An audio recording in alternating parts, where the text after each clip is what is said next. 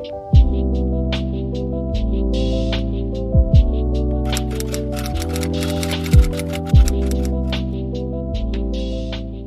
to or welcome back to my channel, Alicia Influencer. I'm Alicia Victoria and this is Black Girl Chats, where I just chat and share insights for life upgraded. So in today's episode 14, I'm going to be sharing about getting your refund back when the merchant, the seller, the company is refusing to offer further support and or issue a refund. And I'm talking about in cases where you feel your refund is justified, warranted, legitimate, etc. and they are not hearing you out. They're sending you through the runaround. They are saying they are the last point of support and that nothing else can be done. Well, guess what? More can be done. So I'm going to be sharing about my experience with 3 companies in particular who have done such, and those companies are Amazon, Doordash, Uber/Uber Eats, and how I was able to get resolution. And so I want to share about this, even though this may be considered what some call a first world problem. But if you think about it, first world problems need solutions too. And so today, please listen to the end of the chat so you can have this knowledge and possibly use it if you find yourself in this situation or knowing someone in this type of situation. So, what you'll notice about these types of platforms is that for their first support point of contact, for their first part of the support process, they tend to have automated systems, meaning if you have an issue with your order, product, and or service/goods, they want you to go online, go through an automated system, a chat bot, and share and elaborate about your concern. And typically, if it can't be resolved there, they'll give some type of message saying that they'll look into it, or they'll direct you to reach out to the seller, merchant, restaurant, in the case of the food platforms, or live chat. So one thing I notice is with that automation, it does not always tend to lead to resolution, even when it seems like a more straightforward return process. For example, you order something from Amazon, it's a liquid perhaps, it arrives damaged, busted open, you take pictures, you go through that first tier of support, you submit your pictures, and they still say, we can't further help or direct you to contact their support. And for the second tier of support, when they're asking you to talk in live chat or following up via email, what I've tended to find is that live chat is not always helpful in the sense that they're not authorized or they don't have the authority to actually approve a return. So a lot of time is spent just going and sharing about the issue, but with no real progress, no real resolution, and they'll typically forward you, or what I would say push you in the direction of their email specialist team, their review team, their care investigation team, and it will be again a futile loop where you'll get the same type of redundant messages that don't actually resolve the problem, typically scripted messages saying there's nothing else that can be done. So if this is the type of situation you found yourself in before, or you've experienced this level of frustration, one, I would like to say you are not alone. If you go on the social media pages of these companies, Amazon, Uber, DoorDash, etc., you can see plenty of customers and individuals sharing about how they've gone through the process. They're not getting help. They're getting the redundant scripted emails. Sometimes those scripts aren't even investigating their concerns. They're getting no resolution, no help, and basically being told nothing else can be done. Again, there is something that can be done. So the very first basic troubleshooting I would say to do in these cases is to not continue trying to work with the main platform teams like through the live chat, email, etc., because you've already done that, but instead go and reach out directly to their social media teams, because sometimes the social media associates, managers, etc., are trying to they can also provide another layer of support, and especially because the contact might be public. For example, if you share some of your concern, again, withholding confidential information in a comment thread, or you post a message under their latest social post saying, hey, my order arrived damaged.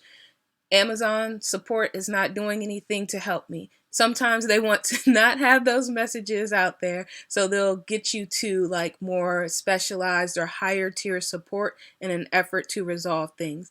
And for those who don't feel comfortable putting anything publicly, like on social media posts, you can also send them DMs, tweets, things like that, private message tweets, and they will also sometimes help to resolve there. And sometimes the companies will have, again, the automated responses. Like if you go on Facebook and contact like Amazon, it might be an automated response. But when you go on that public post, it might be what they will use to get you to the next tier of support. So my first tip is to try to resolve it on social media, whether that's under a public post and or a private message. And that's worked sometimes. Sometimes that's been enough to get the matter resolved. When more resolution is needed and they're absolutely not hearing you, they refuse. And quite honestly, as you go up the tier level supports and you get the managers and they're still refusing, what I've tended to find is when I talk to those managers, they will say, they'll eventually just reveal that they don't have the authorization to do so. And so they'll say, sorry about it. They feel your frustration, etc. They wish it was different, but they can't do anything. So I feel like at this point, customers have a few options. They can say, hey, I don't want to deal with this company anymore because this is where their support is currently. Or they can say, I'm going to keep trying. I'm going to fight it back, push back a little bit more, and try to pursue my refund outside of them. And my advice that I'm going to be sharing for this process that has worked for me is for customers in the Western world, basically North America. This is what you do, because a lot of this support is outsourced to other countries. And if you are familiar with DoorDash, Uber Eats, and Amazon, their support seems to come from a particular part of the world, and how that nation can be at times in terms of how they handle customers, I would say it has not been the best impression to me. But shout out to those who outsource, I would say in particular to the Philippines, because I find that nation and their culture, I feel that's a part of it. They tend to have, in my experience, emphasis, really great support, customer service, patience, friendliness, etc. Not every nation is like this, and I'm not going to, I'm not trying to say anything discriminatory. I'll let you judge for yourself and notice the commonality of, where the nation is coming from that is doing support for the three platforms that I mentioned. Although I do like those nations, people of those nations, but in terms of support and their underlying culture for it, especially dealing with North Americans, I would say it's been not always the best experience. And sometimes it has been really great and nice. So here's the meat and potatoes. What you want to do if you are dealing with one of these companies where you've had this issue before, or you are in this currently, it may not work if you're in this currently if you did not do this step before. But what you want to do moving forward is when you go to pay on these platforms, you go to place your Uber Eats order, you go to place your Amazon order, and you don't want to be stuck in some type of situation with Amazon, because especially as a side note, Amazon does not tend to refund when they are the seller and shipping person. As you know, Amazon has third-party sellers. For example, if you get a vitamin from Vitacost, that would be the seller and Amazon may do the shipping. In that case, you may be able to reach out to Vitacost's selling profile and storefront on Amazon and get resolution. And I'll talk about how to do that later. But when it's typically sold and shipped by Amazon, they're usually more adamant in some cases of refusing a refund. This can also work, the method I'm about I'm about to share if your item or service has fallen out of the 30-day window, 90-day window return policy. And sometimes that can happen because you're dealing with these support platforms, and they're going back and forth with their investigations and telling the customer to wait 48 hours to get a response and sending through loops and scripts. And by the time you know all that has taken place, now the item is actually beyond the return window. So you can use the method I'm going to share as well regarding this. This is the method. What you want to do first is pay with a certain form of payment. And the form of payment that you want to use is a debit card and or credit card. Because when you use a debit card and or credit card, you have certain rights as a North American consumer, and in particular a US based consumer. And those rights come in part from the Fair Credit Billing Act, okay, the FCBA. And so with the FCBA, you have rights beyond the return policy on these different platforms. With them, you can dispute an error on your credit card, on a bill. You can, they give you the right to withhold payment for disputed amounts until the dispute is resolved within 90 days. Currently, you can address chargebacks, charges you don't recognize, and you can actually get a case opened and have your money refunded for companies that are refusing support or, dealing with you as a consumer in a certain manner. And so what you want to do is first make the efforts to resolve things with the merchant, because that's what they're going to share with you when you contact your credit card company, your bank, if you use a debit card, to try to get help and support for your refund. One of the preliminary questions will be, did you contact the merchant first and try to resolve things in good faith? And contacting the merchant can look like going in that chat, receiving an email from them, making phone calls with them. But I like to try to do something that's documented, like a chat that I can save the transcript or take a screenshot of, or an email that I can receive from them showing that, yes, I tried to resolve things with the merchant. I outlined what was going on, and I'm not satisfied with the service and the goods received, etc. And then they will take things over from there and ask a series of questions. Even though this might sound a little serious, it's not that serious.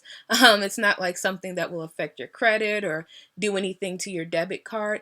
But the bank and the credit card issuing company does need to take this information to make sure that they can help you in trying to get your money back. And so what they will do is open a case. They'll reach out to the merchant. And usually, because a lot of these merchants are getting a number of these disputes, or, they don't have the evidence to fully support why they're denying you a return. For example, if your item did arrive damaged and you sent pictures and you explain things, then they'll usually not be able to dispute the charge. They'll lose, and your issuing bank will refund you or give you a permanent credit, and you will be refunded in those ways. Now, quickly, let me share what type of things can be given as reasons for why you can have the chargeback returned to you or refunded back. So if you experience fraud in the transaction, if it's an incorrect purchase amount, if it's a duplicate charge, things like that. But typically in the case of a return for purchased goods, or in a Doordash case where the restaurant didn't do things correctly, those won't be the categories. For example, I had a DoorDash order where I ordered from the place. The place got it very incorrect. The order was clearly incorrect. I reached out to DoorDash. I took pictures. They refused any help. They just gave a vague kind of generalization like, we've just decided that it's not going to be refunded. Sorry about that. I reached out to the restaurant and they said, well, since it's ordered from DoorDash, you have to resolve things with them. Nothing we can do. So neither was willing to help, but I had reached out to both of them. So this is where now I go dispute it with my debit card, bank, etc. And again, some people may not feel this is worth their time and money, but quite honestly, this process took me about less than 40 minutes total for contacting all three. So the categories that I was more eligible for was service not provided or services not provided, merchandise goods not received or received as described, and or defective merchandise. It also can be, when it comes to support where they refuse to help you anymore, services not provided. Also, it can be that you've made a good faith effort to resolve the problem with the merchant, and this is the example I'm going to share from a site that I'll link in the description box. That they say, suppose you bought a TV and discovered that the screen was cracked. If the merchant refused to give you a refund, you'd generally be able to dispute that purchase successfully if the purchase met certain requirements under the law. So again, when you do not get the goods as they're supposed to be, you make good faith efforts with the merchant, services not as described in terms of if you're an Amazon Prime support customer and they keep giving you the runaround and scripts and not truly addressing your concerns, that is not giving you the services provided as Amazon describes themselves as the most customer-centric company on the planet or something like that, and Prime is supposed to have a higher level of support and resolution. And so, if they're not adhering to that or not doing things within their return policy, because some chat agents will do that, they'll give you different answers and say, oh, it can be done or it can't. But then when you talk up higher, they'll say, oh, they weren't supposed to tell you that, or that's misinformation. Well, again, that's not on you as the consumer customer. Services not provided as described, etc. Then you bring your evidence to the bank. Anything they ask you for follow-up, for example, if they ask you for a screenshot of your order or pictures of the damage or to describe how they did not fulfill their support services, you would do so. So that's basically the gist of it. And I will share these additional quick tips. Like I mentioned, if you do want to try to contact the individual seller on Amazon, you can try to resolve it that way. And that can be found under your account page where you can find seller messages, or if you go to the page where you purchase the product, you can scroll and find the seller's information, because sometimes reaching out to them, they can refund your product. But if they're not able to, they have their different constraints and concerns, you can actually reach out to the brand. For example, you can reach out, like I shared about VitaCost, for example, you can reach out to VitaCost directly. And sometimes they're able to handle it. Sometimes they're not. They'll say, they're not involved with the Amazon purchases, even if it is their storefront on Amazon. I experienced that with Conair. And so, you can do that. Sometimes you will get resolution, sometimes you won't. Again, you have to decide how much it is worth your time and effort. If it's hundreds of dollars a purchase, maybe you want to go through this process. And I will note, while some banks that get involved can issue you back your refund within that week, others have a longer process that can take up to 120 days. So you want to consider that and look at your own credit card's chargeback policy. For example, if you have a Discover card, Googling Discover credit card charge dispute, chargeback dispute, and seeing what their process is.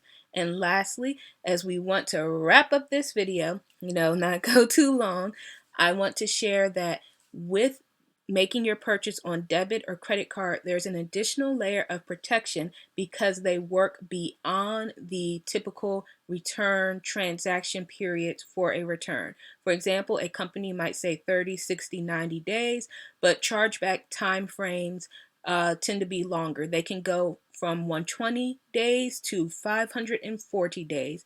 It depends on the type of transaction and depends on the type of card, the issuing bank or the issuing credit card, and it depends on the type of reason you're disputing. For example, consumers have 540 days from the date of the transaction to process and file a chargeback with the issuing bank if the reason for the chargeback is one of the following: services not provided, merchandise not received, etc. So again, you can see 540 days. So maybe you want to go back on some past purchases that you did and say, oh, I thought this was over with so-and-so company. No, I can handle it and still get resolution and success in this area. So this methodology can be applied beyond Amazon, DoorDash, etc. It can be applied for a number of industries, even regarding hotel, airfare, and travel. But I encourage you to look into that for yourself and learn more about it and see if it's something that you can use for things that have happened in the past or just carry forward the knowledge for the future. That's all for now. If this chat's helped add value to your day, then hit that like button and don't forget to subscribe. And I'll see you next time. Stay posted, stay blessed.